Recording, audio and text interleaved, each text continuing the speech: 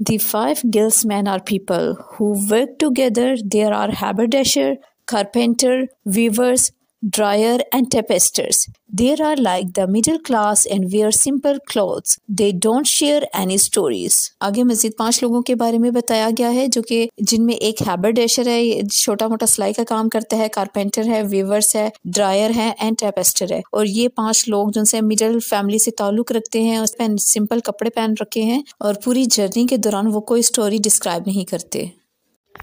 Roger the cook goes with the 5 tradesmen. He cooks chicken with the bones and spices for them. He also knows good London ales. He can cook in many ways like roasting, simmering, boiling, frying, stewing and baking pie. Sadly, he has an ulcer on his chin. Next, Roger cook की बात की गई है जो कि chicken को bones के साथ पकाता है, उसमें स्पाइसेस ज़्यादा सी डालता है और मुख्तलिफ तरीक़ों से खाना बनाना जानता है, जिस तरह से रोस्टिंग करना, हल्का सा बॉयल करना या ज़्यादा बॉयल करके फ्राई करना और बेकिंग वगैरह ये अच्छे से वो जानता है, मगर अफसोस के साथ उसकी टांग पे अल्सर है। Next is shipman from Dartmouth. He is born from the sun, rides a cart horse and wears a short woolen gown. The shipman has snake wine from the ship when the merchant slept.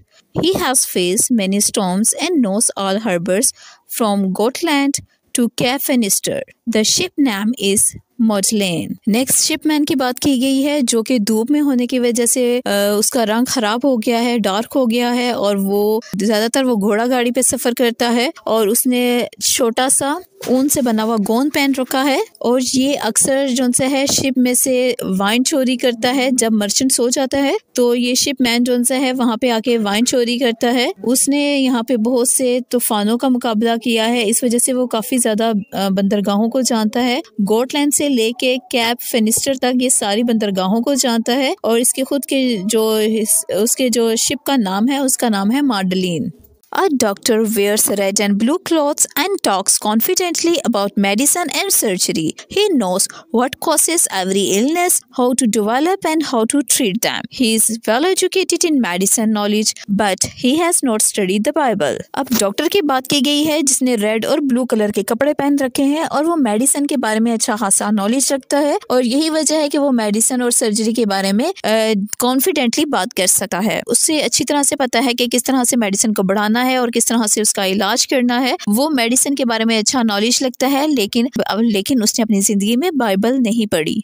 The wife of Bath, named Alison, is a bit hard of hearing. He is excellent at making cloth, even better than the famous cloth-making cities of Chaucer's time. She wears heavy linen head coverings, which is the narrator guesses weigh 10 pounds. He has been married 5 times in a church and has been on pilgrim to Jerusalem, Rome and Boulogne. He has gap in her teeth and knows all about love and relationship. इसके बाद wife of bath Allison की बात की गई है, थोड़ी सी जो कि सुनने में बहरी है लेकिन वो कपड़े सीने का बहुत अच्छे से हुनर जानती है। इवन के चौसर के ज़माने में जो फेमस सिटी थे जहाँ पे कपड़े बनाए जाते थे, इवन के वो उन्हें भी पीछे छोड़ देती है। अपने सर को कवर करने के लिए उसने लिनन से बनी हुई एक कैप पहन रखी है और जिसका वेट कहा जाता है कि 10 पाउंड तक है। उसकी शादी 5 मरतबा हो चुकी है, दांतों में गैप रखती है और इसके अलावा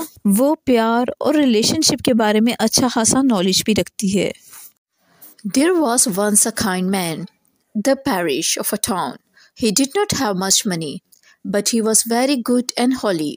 He walked everywhere to see people in his parish, using a stick to help him walk. He called them his sheep, because he cared for them like a shepherd cares for his sheep. He showed everyone how to be good by his actions, not just by talking about it. एक अच्छा ईसाई आदमी शहर का person है और इसके पास दौलत बहुत कम है लेकिन मजहब में बहुत ज्यादा अमीर है, यानी मजहबी लिहाज से वो बहुत अच्छा है। अपने जो मुकामी चर्च से दिया गया है वहाँ पे वो लोगों की बहुत ज्यादा केयर करता है। लोगों को वो अपने शीप्स कहता है क्योंकि वो इसी तरह लोगों की केयर करता है जिस तरह से एक गडरिया, एक शेफर्ड अपनी भेड़ों की केयर करता है। खुद वो छड़ी के सहारे चलता है।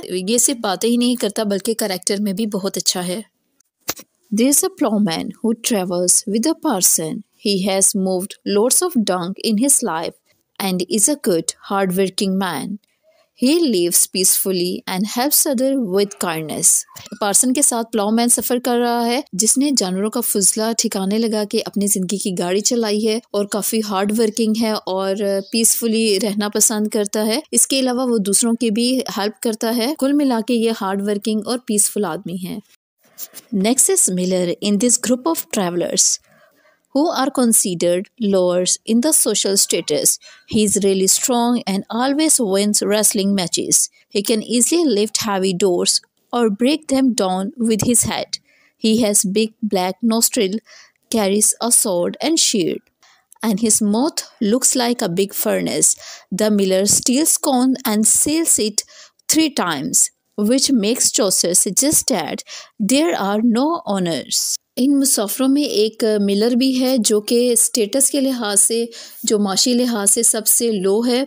अक्सर ये जो रेसलिंग के जो मुकाबले होते हैं उसमें पार्टिसिपेट करता है और ख़ुद स्ट्रॉन्ग भी है और इसी वजह से वो काफ़ी ये मैचेस जीत भी चुका है और हैवी जो उनसे हैं डोर्स को उठा लेता है, उनको तोड़ सकता है और उसकी नाक के जो नथने हैं वो काफ़ी बड़े हैं। अपने पास ये तलवार रखता है, शील्ड है उसके पास और तकरीबन 3 दफ़ा ये अनाज चोरी करके सेल कर चुका है। Next is a noble manciple who is business agent. He buys supplies for the religious institutions and is really good with money. The narrator warns us that the municipal is so clever that he could trick even a group of educated men. Next इसमें municipal आता है जो कि एक तजारती agent है और अपने इदारों के लिए रिलीजियस इंस्टीट्यूशंस है उनके लिए वह सामान वगैरह खरीदता है और काफ़ी होशियार और चालाक है। इवन कि वो एजुकेटेड आदमियों के साथ भी ट्रिक्स खेल सकता है और पैसे बनाने में ये माहिर है। The Reeve is a thin and a quick-tempered man with the long legs and the lean body. He keeps track of his grain supply very well and is excellent at managing his storage. He is like an accountant who knows secrets about everyone, like steward, farmers and servants, and they are all afraid of him.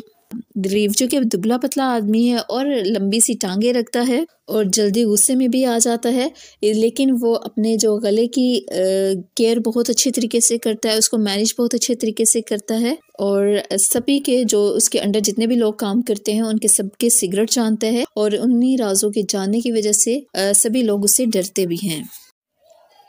The summoner is next. His face is red like fire and has pimples. His eyes are narrow. He has a skin disease on his eyebrows and beard with hair falling out. He likes drinking wines and eating leeks, onions and garlic. They summon people to appear in court and there is no cure of his pimples. Next 7 की बात की गई है। इसका चेहरा लाल है और मुंह पे इसके दाने निकले हुए हैं, आंखें इसकी छोटी छोटी हैं, आईब्रो और दाढ़ी के बाल किसी जगह से गिरे हुए हैं। इसके अलावा इसका काम लोगों को कोर्ट में बुलाना है और इसके अलावा इसके पिंपल्स का कोई भी इलाज नहीं है। Finally, Chaucer describes Harry Bailey as the lovely and talkative host of the tavern. He is a big, brave and has shiny eyes. आखिर में चौसर हैरी बेली जो कि टैबर इनका मेजबान है और एक खुश मिजाज और बातूनी आदमी है उसके बारे में डिस्क्राइब करता है। वो बड़ा कदावर, बहादुर और चमकदार आंखें रखता है। So the person telling the story has talked about the big house, class, what everyone wearing and how many people are traveling together. Now their trip starts. और आखिर में जितने भी मुसाफिर इस काफ़िले में शामिल थे उनके क्लास, उनके स्टेटस को बताने के बाद, उनकी ड्रेसिंग को बताने के बाद और इनकी बताने के बाद इनकी जो असल जर्नी है, उनका असल सफ़र स्टार्ट होता है।